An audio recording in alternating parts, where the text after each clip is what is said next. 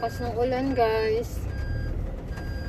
So pupunta po tayo ngayon sa aking work site sa hospital, Minami Hospital guys. Kasi nung last month na check up namin sa aming trabaho ay may nakita silang sa aking heart. Lumaki daw yung aking heart, kaya kailangan kong ulitin uli. I-check nila kung dapat ba siyang operahan or ano ba, mild na sakit ba o talagang malala, para i-report niya i-report din nila sa sa aking diabetes na doktor guys. Ipapasa din yung record. At ito naman yung medical check-up namin naman. Ito namin sa aming work. Sistema talaga sa aming work na may medical check-up kami. Kasi 6 months na ako nag-work. Kalahating taon. So kailangan ng medical kasi pagkain yung aking aking work, pagkain guys sa mga pasyente. Baka may sakit tayo at mahawaan yung mga pasyente. Kaya may talaga kami, sistema kami na mag-medical check-up kami after 6 months. So twice a year meron kami. Tapos yung sa tools naman, sa dumi ay sa isang buwan ay 3 beses ka or 4 na beses. Ayan, medyo umuulan, lumakas ang ulan, kaya ayan.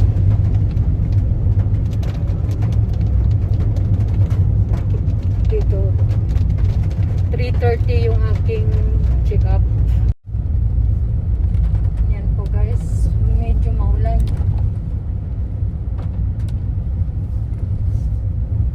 Doon na lang ako mag-parking sa aming employees parking.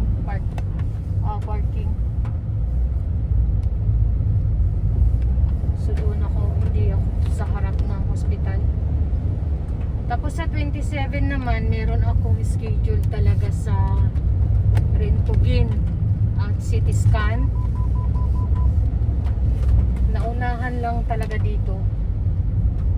Talagang meron akong sakit sa heart noon. Di ba sabi ko sa inyo, kaya hanggang ngayon ay lagi ako pabalik-balik sa hospital, minomonitor at meron akong mga sakit. Hindi lang isa, hindi lang 3. Kaya, ayan, payo ko sa inyo, di ba?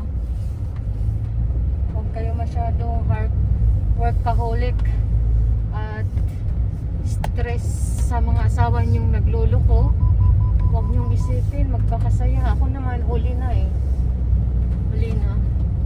Nadako na yung mga sakit sa aking katawan. Huli ko na na-realize na dapat hindi natin mga problema sa buhay. Mahina kasi ako.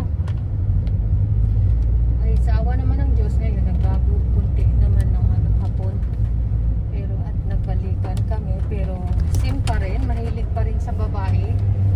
Kasi kaya ako nasabi naman ay na-open ko naman yung may access kasi ako sa cellphone niya na binigay yun sa itaas. Hindi niya alam na alam ko yung kanyang password kasi sa panaginip ko yun nakuha. Ni-analyze ko lang siya, tinatry ko ng ilang beses at ilang dekada ko nakuha yung password. Kaya nag-ingat ako na malaman niya kung alam ko. Kaya malalaman ko kung anong ginagawa niya. Kaya ayun. Pero okay na ngayon, bahala siya sa buhay niya. Ayun, natural yung nasasaktan tayo, lalo na mahina ako. Aaminin ko, mahina ako.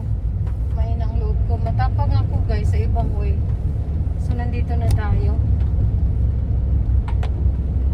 Sana hindi siya malala at hindi siya operahan. At sana maagapan. Dati kasi yung heart ko ay problema ay kulang ng tibok. Kunti lang yung ano niya, tibok. Kaya sana Lord, ayan dito na po. Dito yung aking workplace. Pero dito tayo sa likuran mag-park. Dito yung employees parking area namin. So dito na lang ako. Ay, ang dami. Kasi ano ngayon eh.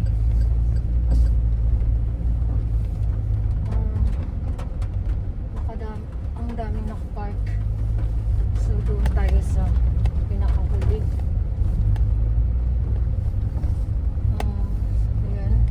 Para malapit sa daanan sa entrance namin. Employees entrance door.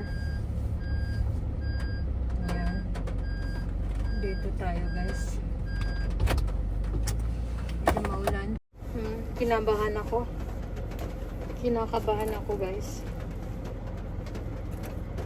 Lagi lang ako nag-iisang lumalaban sa aking mga ano guys, karamdaman. Kahit nanganak ako lang mag-isa.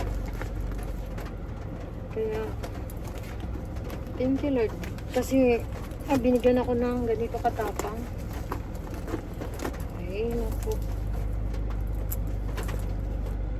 Nasaan yung aking cellphone? Ayun pala. Gamit pala natin. Ayan. Gamit pala natin yung aking cellphone. Hindi na lang siguro. Tapos na. Good news. Good news. Naiyak ako.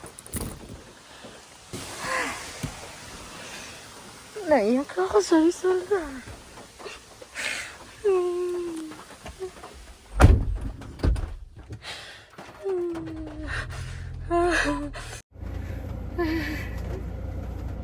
Naiyak talaga ako. Thank you Lord talaga. Pinalangin, hindi ako makakatulog simula. Alam niyo ba na ilang araw after nagpa-check up dito dahil sa trabaho, kailangan namin ng check up. Pagkasabi nila may problema yung heart ko, lumaki. Nung August kasi, sabi ng doktor ko sa diabetes sa UKB, wala gumidito gusaimas, no, dasang lahat ng ang sakit nawala. Tapos